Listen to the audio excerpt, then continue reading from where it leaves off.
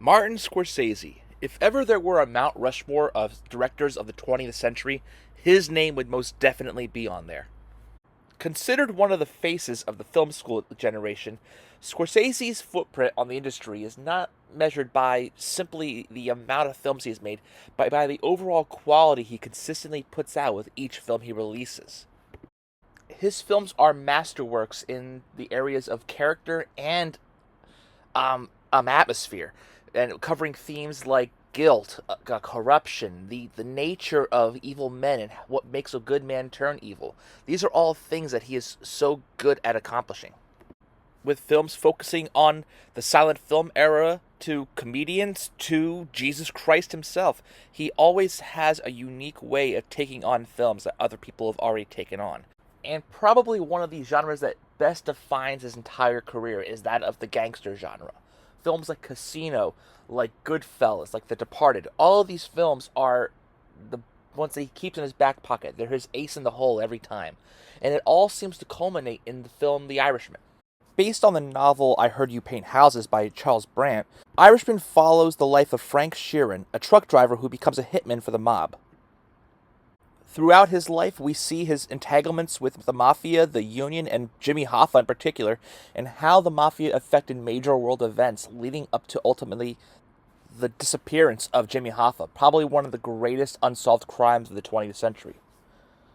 While mob films are no stranger to Martin Scorsese's repertoire, The Irishman feels very different. Films like The Goodfellas and The Departed, and even The Wolf of Wall Street all are criticisms of those lifestyles, but it just seems like 20 something frat guys admire those characters and want to emulate those characters more than take away what the moral of those stories are. Where Irishman seems to try to put a final nail in that coffin. It really does seem like the swan song to Scorsese's mafia genre. There just seems to be this overwhelming sense of doom approaching, and maybe it's because so many people know the story of Jimmy Hoffa. Maybe it's because the story begins with the main character retired and living in an old folks' home. We kind of know where the story is going, but it's not the same as the other ones, where Goodfellas seemed to have this light-hearted attitude to it. It was about characters having such a cavalierity about the killings they were doing, about the horrible things they were doing. This one, even in its highest highs, there's always this air that things are going to go wrong, that this life is leading towards destruction for everybody involved. Not just for their livelihood and their families and their identities, but down to their very souls. It's interesting that this film really does culminate in the concern over the soul of a gangster, of a hitman. The two big acting nominations of this film are between Joe Pesci and Al Pacino for Best Supporting Actor. And they're two extremely good performances in their own right. Pacino is Pacino. What he does, he gives 110% into, and you're never going to walk out of a Pacino film being disappointed in what he does. The great thing about his portrayal of Jimmy Hoffa is it's clearly a man unhinged. It's a man who is so close to just falling off the edge that everybody is just sort of sitting around waiting for it to happen.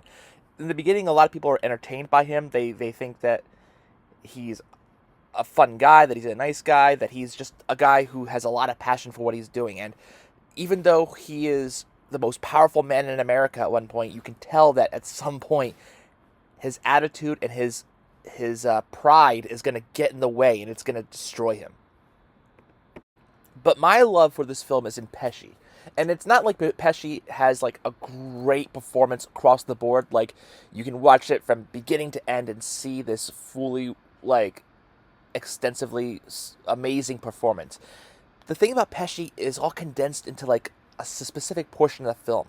With all the makeup and all the CGI of him being younger, you can't really see where he's at. But when you see an old Pesci, when you see Pesci as he really is, and he's playing this man who's lived a life of terror, who had power, who could do horrible things and nothing bad would happen to him, and he's just in this weakened state and he can barely perform simple tasks.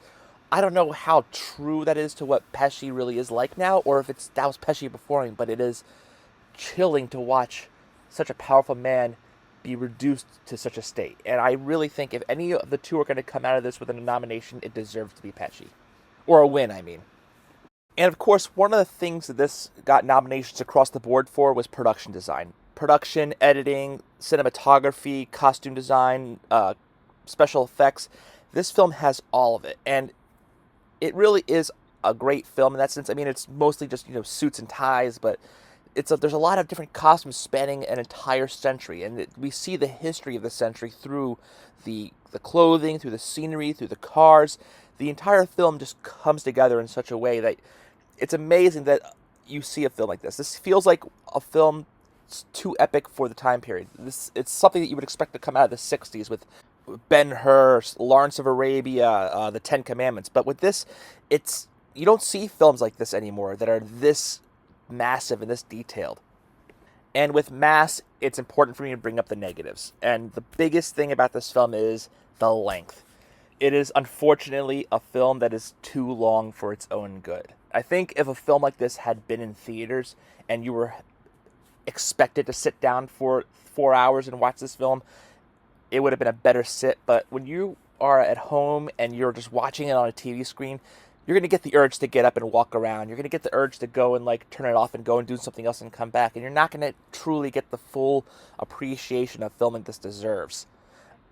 I can't help but love this film for what it is, but I do think it probably could have benefited from a shorter cut.